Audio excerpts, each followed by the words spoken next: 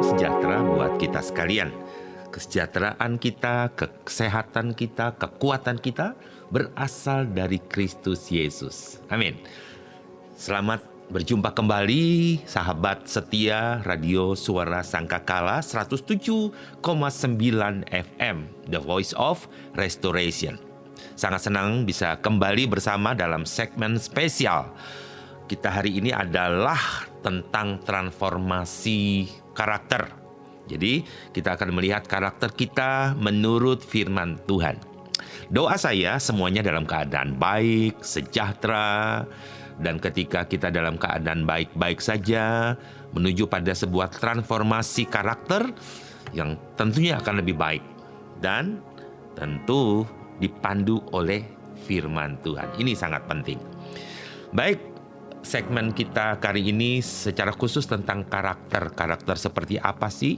Memang setiap orang berbeda karakter. Masing-masing orang punya identitas yang berbeda. Ya, karakter beda, sifat beda.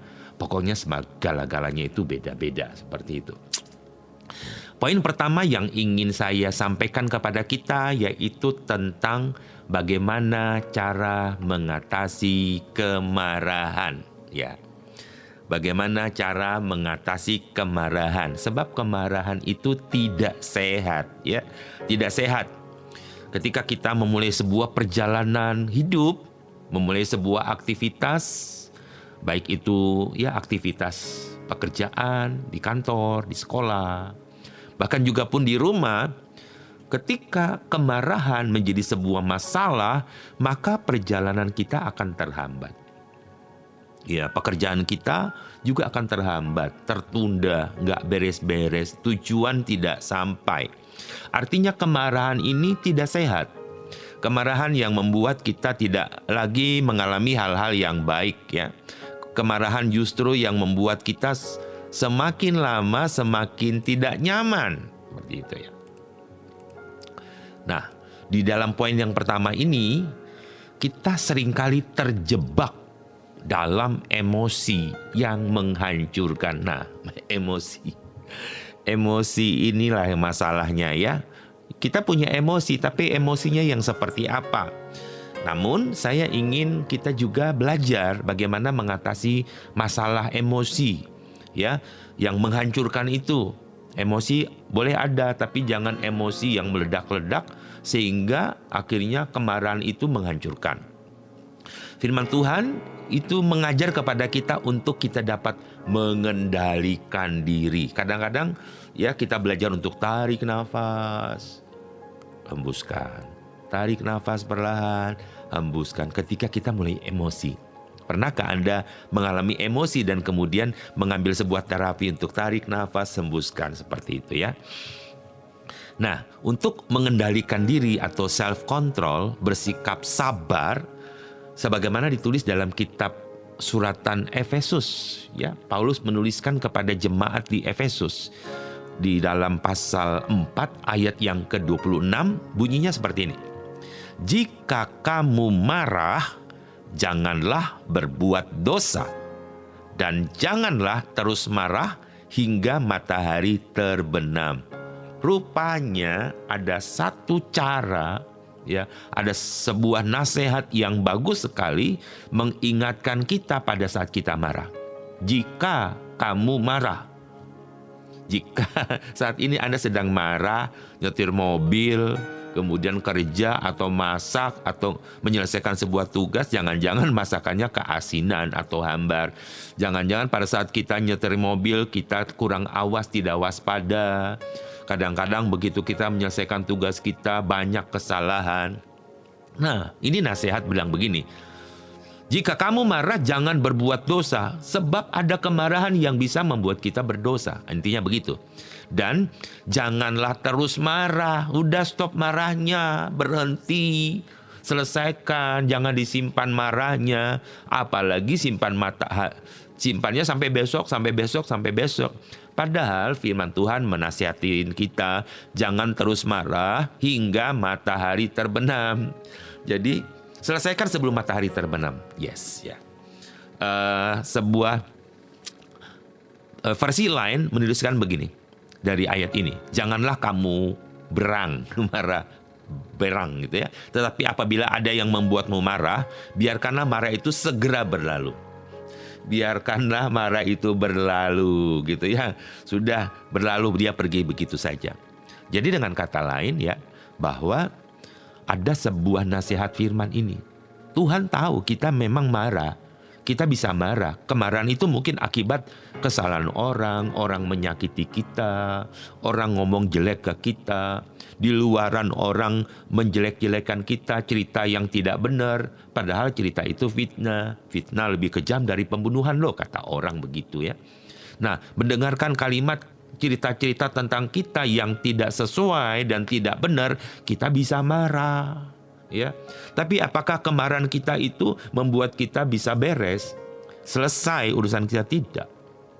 Justru kemarahan yang kita simpan, matahari terbenam, matahari terbit lagi, besok lagi terbenam, kemudian terbit lagi, berulang-ulang, maka kemarahan itu akan memunculkan sebuah dosa.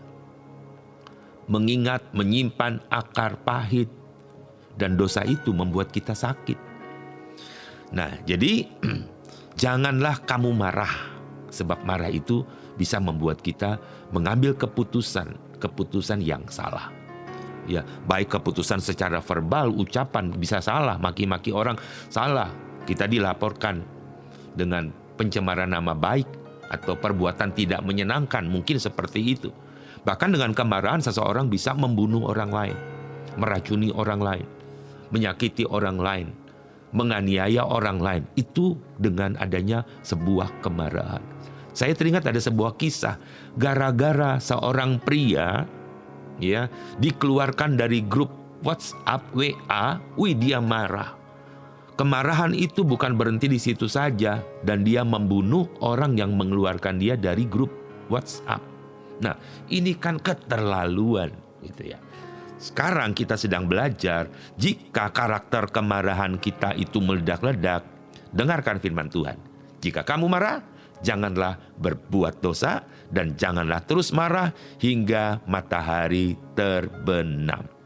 Nah, doa saya, apa yang didorong oleh firman Tuhan ini akan membuat kita baik-baik saja dan sejahtera. Ingat, cepat marah, cepat tua.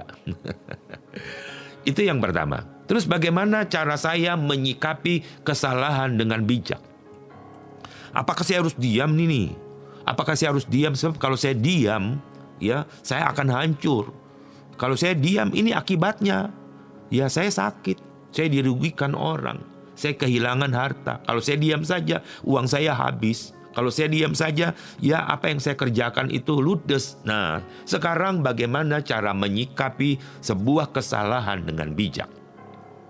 Beranjak dari apa yang sudah saya sampaikan di ayat pertama, mari kita fokus untuk menyikapi kesalahan. Bukan fokus pada kesalahan, tapi fokus pada bagaimana saya menyikapi kesalahan.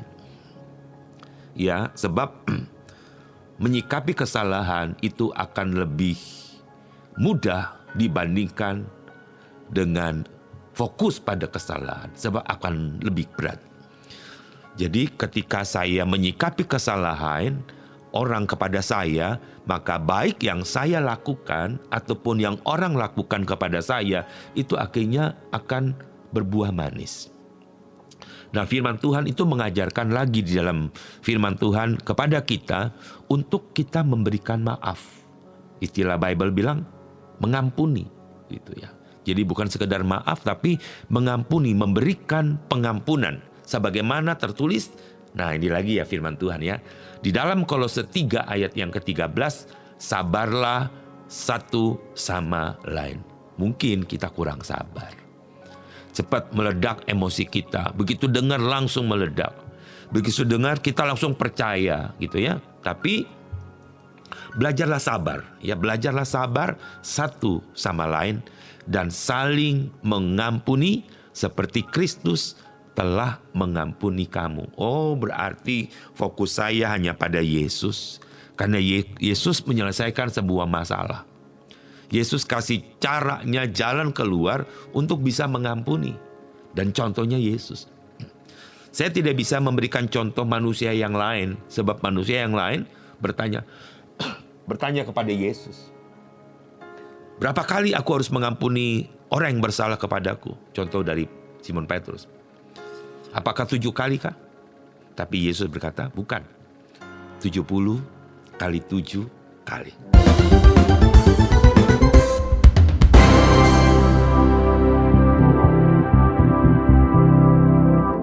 Ya, kembali lagi bersama saya Pastor Guntur Irianto. Pembahasan kita hari ini ya tentang karakter, transformasi yang saling membangun, transformasi karakter menurut firman Tuhan. Poin yang kedua yang telah kita bahas tadi dalam Kolose pasal 3:13, sabarlah satu dengan yang lain dan saling mengampuni seperti Kristus telah mengampuni kamu. Jadi sesama manusia, ya, apalagi sesama orang percaya, mari ampunilah jika ada orang yang mempunyai sesuatu kesalahan kepadamu, ya, sama seperti Tuhan Yesus mengampuni kamu. Demikian juga kamu lakukan, ya.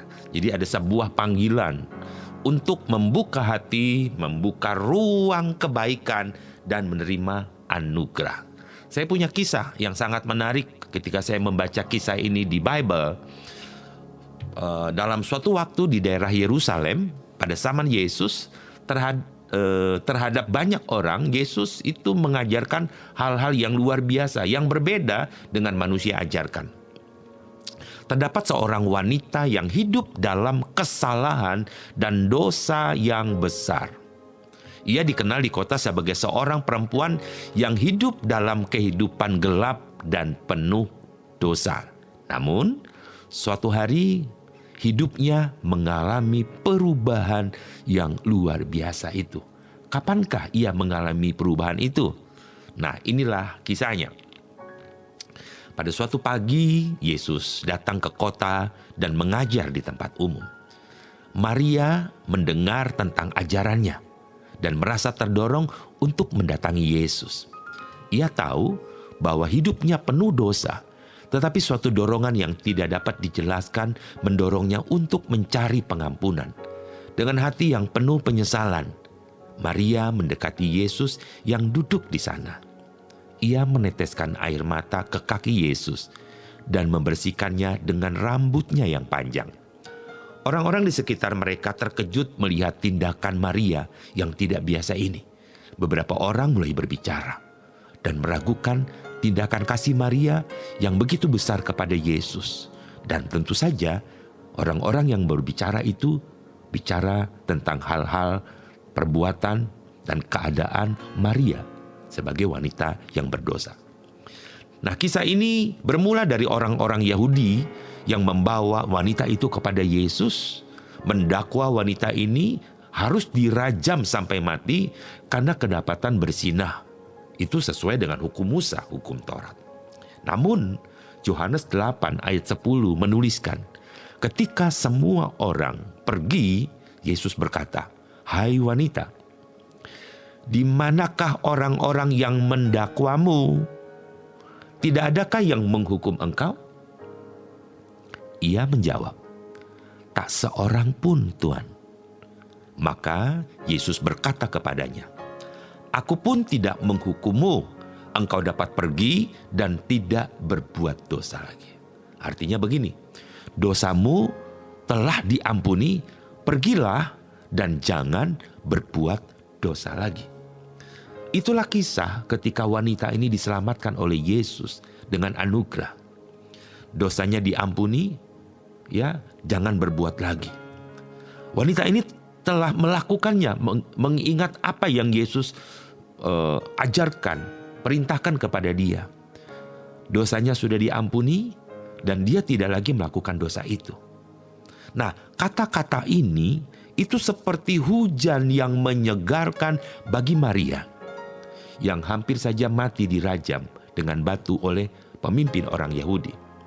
Dan pengampunan dari Yesus membuatnya begitu ringan seperti bebannya telah diangkat oleh Yesus. Maria tidak saja mendapat pengampunan, tetapi ia juga baru saja mendapatkan kesempatan baru untuk memulai hidup yang berbeda. Dia menjadi salah satu pengikut setia Yesus, menyaksikan mujizat Yesus dan ajaran-ajaran Yesus, dan kemudian dia mengasihi Yesus. Dia melakukan ucapan syukurnya, tanda syukur dan terima kasih dengan cara menuju pada kaki Yesus, menangis, dan menyeka kaki Yesus dengan rambutnya, sementara ia berurai air mata. Nah, sahabat-sahabat yang diberkati Tuhan, Maria menjadi contoh nyata tentang betapa besar pengampunan Tuhan dan bagaimana anugerah itu mengubah hidup seseorang.